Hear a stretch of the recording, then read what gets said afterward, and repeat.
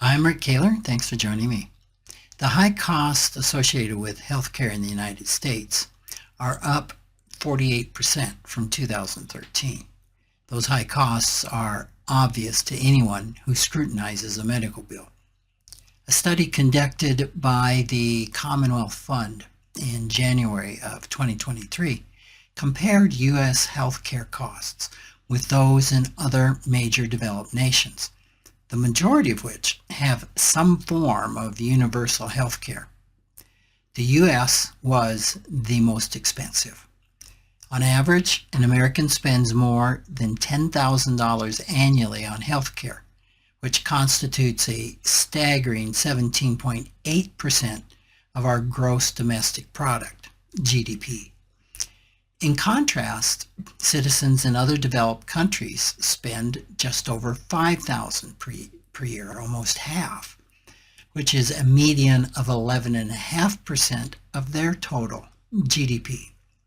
Now, despite the higher expenditure, a 2018 Kaiser Foundation study found that Americans have fewer physician consultations, with an average of about 3.9 per year, which is well below the 7.6 average in other countries.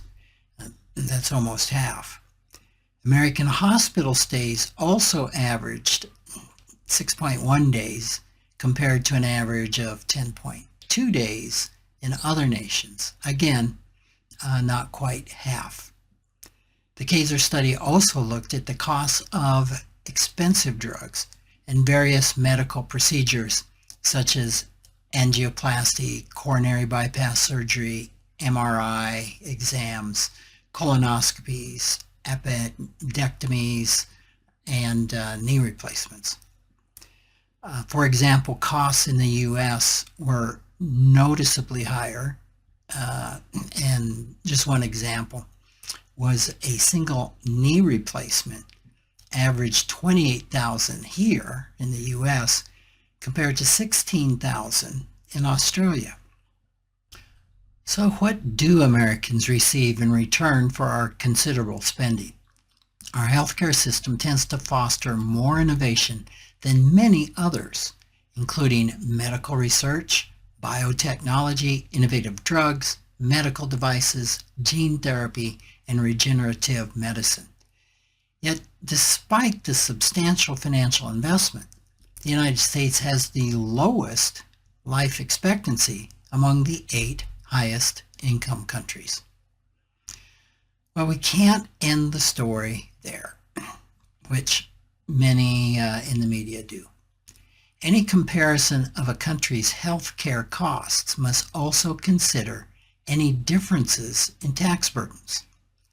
Many European countries with comprehensive cradle-to-grave universal health care systems have significantly higher taxes than the U.S.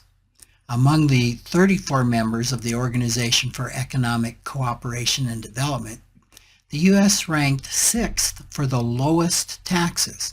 That was behind Colombia, Costa Rica, Chile, Mexico, and Ireland. And that's as a percent of GDP. That means there were, 28 countries that were higher. According to data from the OECD revenue statistics in 2023, taxes at all levels of government in 12 European countries accounted for a median of 41.9% of GDP. In comparison, U.S. taxes represented 27.7%. That's roughly about 14% less. And now those numbers were all 2022. Now, notably, these 12 countries generally provide more extensive government services than the U.S. does, including universal health care. If Americans pay 17.8% of GDP in healthcare and 27.7% of GDP in taxes, that's a total of 45.5% of GDP that goes to both healthcare and taxes. The 12 European countries pay a median of 11.5% of GDP on healthcare, 41.9%, in taxes, which is 53.4%. Now that finds Americans are spending 7.9% less of GDP on healthcare and taxes than those of other countries. If this savings was applied to the 17.8% Americans pay in GDP for healthcare, the U.S. is paying a net of 9.9% for their healthcare. That's almost 15% less of the 11.5% spent by other countries.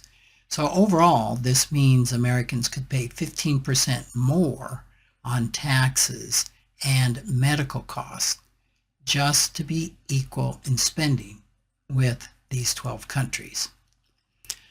Another point often omitted by studies critical of the U.S. for lacking universal health care, the U.S. Census Bureau in 2022 showed that 1/3 of us are on government-funded health care and about 2/3 have private insurance. However, many U.S. citizens with private insurance currently qualify for health insurance premium subsidies, which is reported by healthinsurance.org.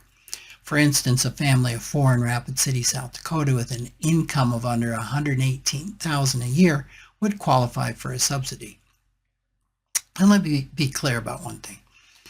The U.S. healthcare system needs to address many significant challenges, including bloated costs, gaps in insurance coverage, and systematic inefficiencies.